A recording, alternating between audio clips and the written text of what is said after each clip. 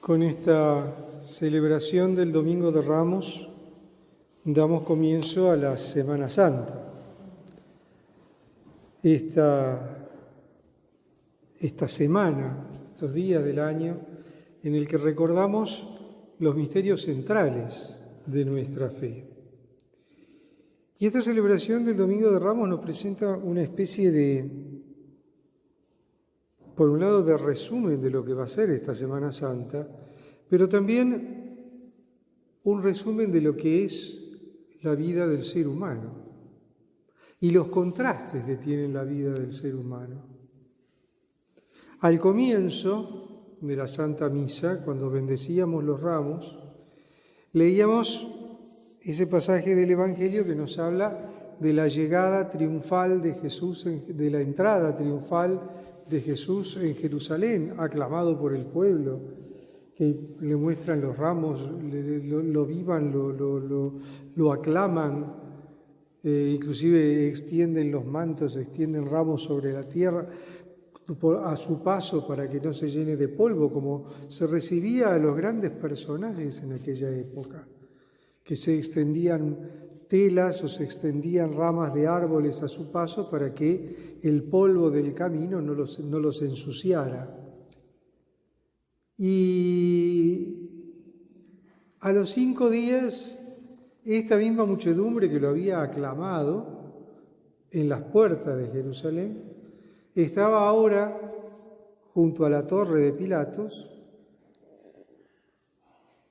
pidiendo su crucifixión, de la gloria al fracaso. Fracaso obvio desde un punto de vista humano, no desde la perspectiva de Dios, entendámonos, porque para que se cumpliera el plan de Dios, Jesús tenía que morir en la cruz. Por eso digo que esta celebración del Domingo de Ramos nos está resumiendo, por un lado, la Semana Santa, Jesús que entra en Jerusalén, es aclamado, es recibido por la multitud. Luego, 5 días después, va a ser insultado, burlado, entregado por la multitud, abandonado a su suerte, entregado al poder romano para que lo crucifiquen, y será finalmente crucificado. Y será de ahí, desde la cruz, donde el Señor va a salvar y a redimir a la humanidad. En esta Semana Santa se cumplirá, se realizará el misterio de la redención. Y esta celebración de hoy tiene esos dos aspectos, la gloria y la cruz. 2 aspectos que no son 2 cosas totalmente separadas, sino que son las 2 caras de una misma moneda. Porque esa gloria humana que vemos al comienzo, en la entrada de Jesús en Jerusalén, se transformará, gracias al misterio de la cruz, en la gloria divina. Jesús glorificado, Jesús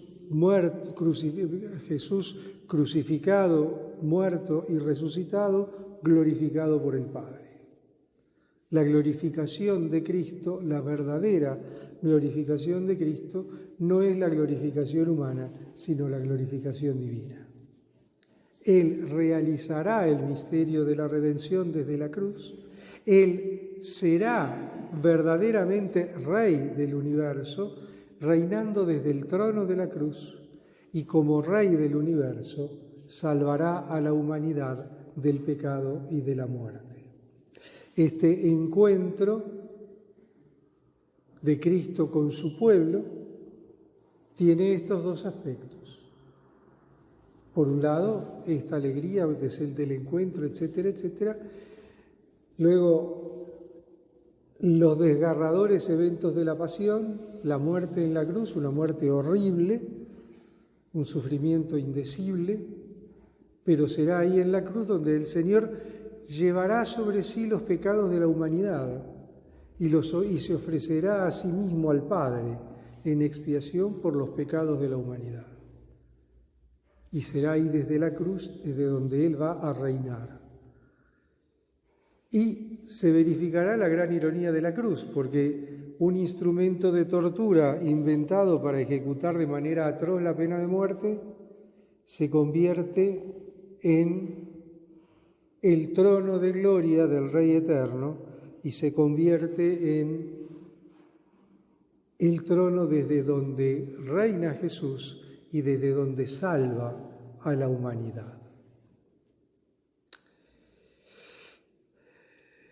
Y entonces, tal vez cabría preguntarnos, en vista de esta Semana Santa que estamos por vivir, que estamos por compartir, ¿cómo vivimos el encuentro con el Señor?